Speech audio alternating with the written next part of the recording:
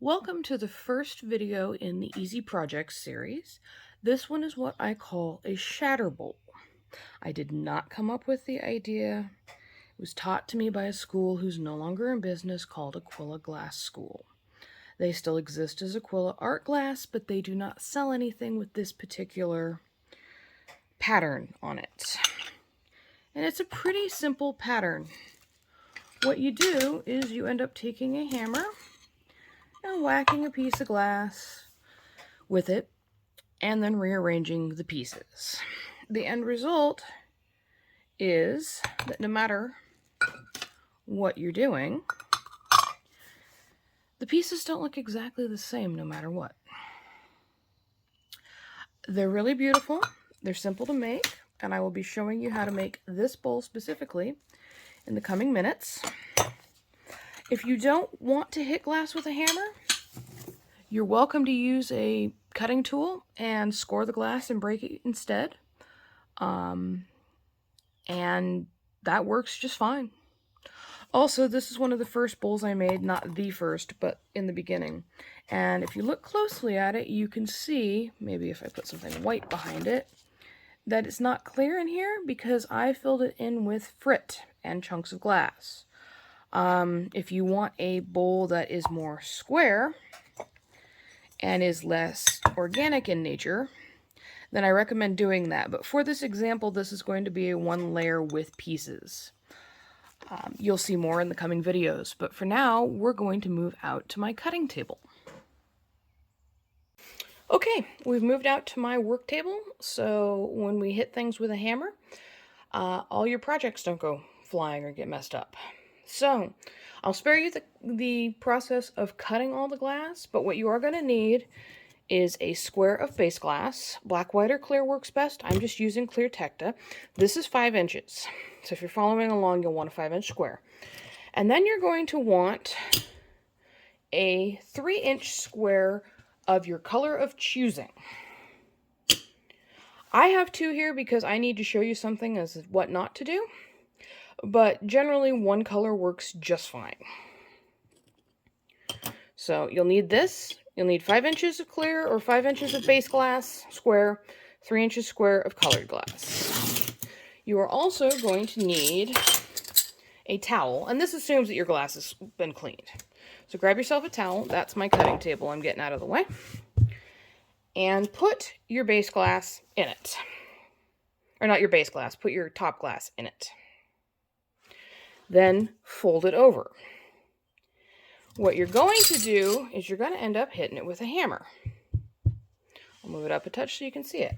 The trick is to tap it with a hammer and not hit it really hard, because when you do, well, let me just show you as opposed to me talking about it. That certainly broke. Sorry for the loud noise. But look at all these little tiny shards you're going to have to reassemble, and the center is busted. Who wants that? So, don't whack your glass too hard, or you're really going to regret having to reassemble it all. So I'm just going to use a fresh towel that I have. Put this in there. And this is just to give it a little give so it shatters better. And then check. Okay, well, that took about a bazillion taps, and in the end, I probably hit it too hard. But we will have to see what happened, because I finally heard it crack. Yeah, you can see here that I probably did strike it too hard, and that piece is going to be a pain in the butt to reassemble. But let's see what we've got here, moving the pieces apart. Not bad.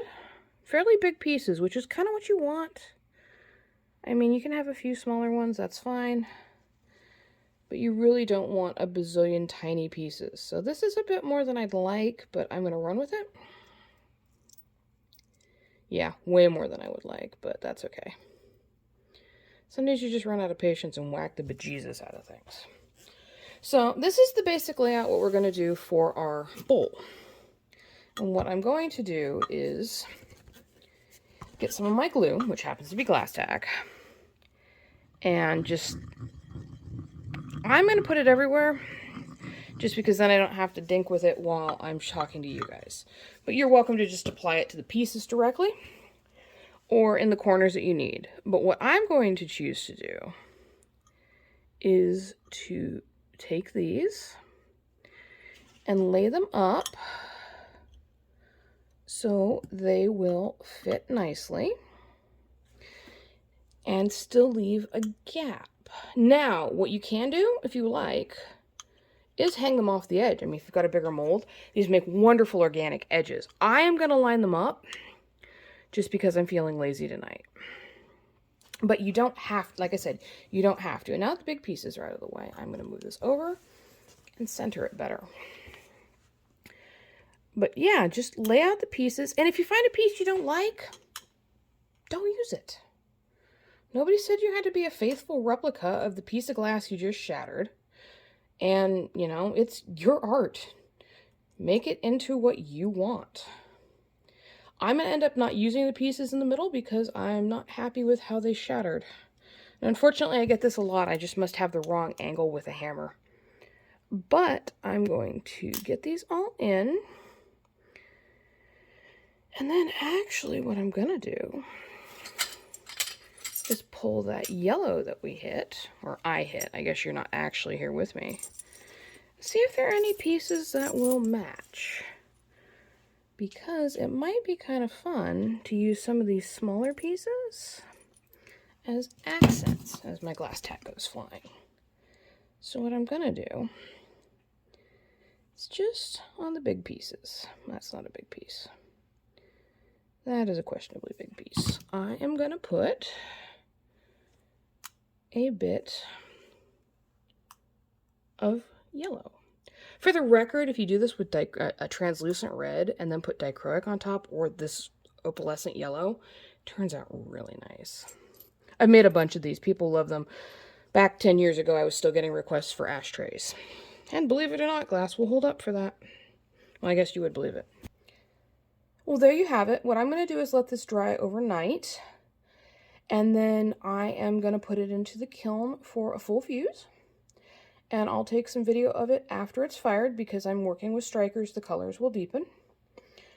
And then I will put it in the kiln for a slump. But I'll show you every step of the way. Okay, so here is the final piece. I don't know if you can see it, but I can see where I put the yellow. There's a bit of devitt, which is sort of frustrating. It means I didn't clean the yellow pieces nearly as well as I should have. But mistakes will be made, and there's always a chance this is going to happen to you if you don't keep your glass clean, so learn from my fail. This is what it looks like on my work cut surface. So as you can see, it looks great. There is a bit of difference in the width, or depth, I should say, thickness. This, where I need to keep cleaning, is 6 millimeters through here. But you can see how it dips down, widens up again, dips down. There's a bit of thicker edging where the edges have pulled up, and in the center it's still about 3 millimeter. But it will work just fine for a little trinket bowl. So I'm going to drag it off and put it into the kiln and show you what it looks like when everything is done.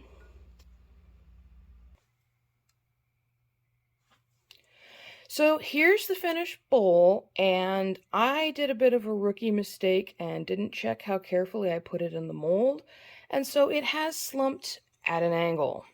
This side is a lot lower than this side is. You can tell by where the line of the glass is. It's kind of hard to tell with a clear background, but it is definitely not an even slump. I'm not super concerned. I'm sure somebody will still love it. I'll put it in my Etsy shop along with some other shatter bowls that I have going this week. But that is something you do need to be aware of when you're slumping for yourself. I didn't use the mold from Delphi. I used one from Aquila Art Glass, and I think that's where my problem was, because the one from Delphi is a lot more foolproof. Anyway, that concludes the first of the Easy Projects videos. If you liked this, or you gained any use from it, I would appreciate a like or a subscribe. And if you do make any of these, please let me know so I can take a look at them because I love seeing what other people do. Thank you for watching, and I'll be back in a couple of weeks with another easy project.